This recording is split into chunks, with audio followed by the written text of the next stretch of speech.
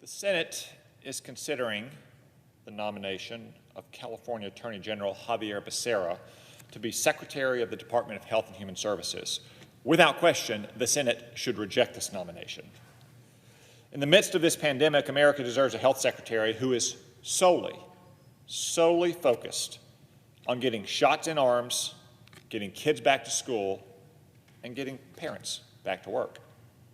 But that's not Mr. Becerra.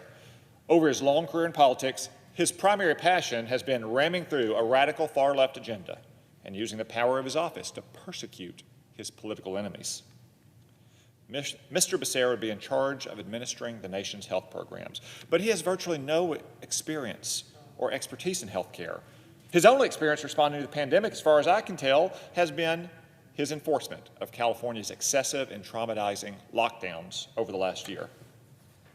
Mr. Becerra has been California's top cop overseeing the most draconian and unconstitutional series of lockdowns anywhere in our country. He has shuttered churches while liquor stores and marijuana dispensaries remain open. He has destroyed small family-owned businesses while enriching massive corporations. In the false name of public health, he has rigorously enforced unscientific and unproductive measures that have ruined the lives of Californians. Today, California's unemployment rate stands at 9%, 45% higher than the national average, nearly 2 times higher than our unemployment rate in Arkansas. That's the result of bad policy. And jobless Californians have Xavier Becerra and Gavin Newsom to thank for their struggles. If Mr. Becerra's record as Attorney General is any indication, every American should be alarmed by how this nominee would fight the pandemic, not with science, compassion, or common sense, but with crushing political force. Few Americans believe that California's lockdown commissar deserves a promotion. Unfortunately, the Senate may just give him one. Mr. Becerra is also a vocal advocate for the socialist takeover of health care, known euphemistically as Medicare for All. He supports destroying union health care plans, crushing Medicare Advantage, and ultimately taking away your health insurance on the job, which covers, I would add, 158 million Americans. This disastrous boondoggle would cost $34 trillion and would inevitably result in the rationing of care, hurting senior citizens most of all. Medicare for all would in reality result in Medicare for none. Last year, President Biden acknowledged that Medicare for all would yield massive tax hikes for middle-class families. Yet, Joe Biden selected a supporter of this disastrous Medicare for all plan to be his top cabinet official on health care. And of course, Mr. Becerra wouldn't be a Biden administration nominee if he didn't also support open borders. But he has gone further on open borders than even most of the other Biden administration officials, saying out loud what so many Democrats silently believe.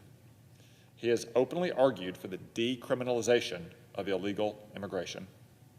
He's even stated with a straight face that illegal immigration does absolutely no harm at all, directly or indirectly, to American citizens. If Mr. Becerra really believes that, he is hopelessly naive and needs to get out a little more. He can start by talking to the millions of Americans who are out of work or whose wages have stagnated thanks to competition from illegal aliens. He could also visit the graves of thousands of Americans killed by Mexican drugs and terrorized by gangs like MS-13. If confirmed, Mr. Becerra would oversee our nation's response to the drug crisis and the maintenance of many migrant detention facilities. His radical open borders advocacy would make matters worse on both fronts. It would also fuel the ever-growing surge of unvetted, untested, and unvaccinated illegal aliens into our nation, spreading the coronavirus in our communities just as it looks like we're about to turn the corner on this pandemic. And finally, Mr. Becerra holds opinions on abortion that are unacceptable, unjust, and far outside the mainstream.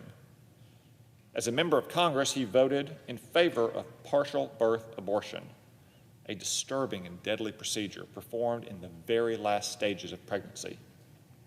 And as California's Attorney General, he tried to destroy anyone who opposed his extreme position on this issue. He brought 15 felony charges against pro-life undercover journalists who exposed Planned Parenthood illegal and disgusting sale of baby body parts, a move that even the liberal Los Angeles Times called disturbingly aggressive. He defended an unconstitutional law that would have forced pro-life crisis pregnancy centers to advertise for abortions, the very thing it's their mission to oppose, something that the United States Supreme Court called a serious threat to freedom of speech. He even sued to force an order of nuns, the little sisters of the poor, to purchase health care coverage that violated their sincerely held religious beliefs. And when he was asked about all the Senate, like any bully, he tried to cover it up, denying that he sued the Little Sisters at all. If he will sue the Little Sisters, then what will he do to you and your family? Few of my colleagues have indicated that they'll vote for Mr. Becerra despite disagreeing with these radical views. Perhaps they think those are just his personal beliefs and that he won't practice what he preaches. Perhaps they think that he won't undermine pro-life protections like the Hyde Amendment and use his office to persecute Catholic nuns. I'd ask those colleagues to look at Mr. Becerra's records, not the words he utters to get your vote, and then to reconsider their support.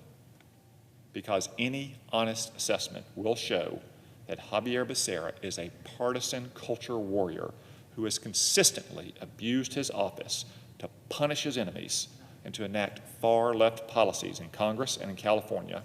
If the Senate confirms his nomination, they will be empowering Mr. Becerra to bring California's lockdowns, lawsuits, and liberal policies to all of our 50 states. And that would be a disaster for our country. I'll close with a simple request for President Biden, who campaigned on unity and ending a terrible pandemic. Merely do what you said you'd do. Send us a nominee who will unify the country and bring consensus, not one who will scrape by on the slimmest of majorities.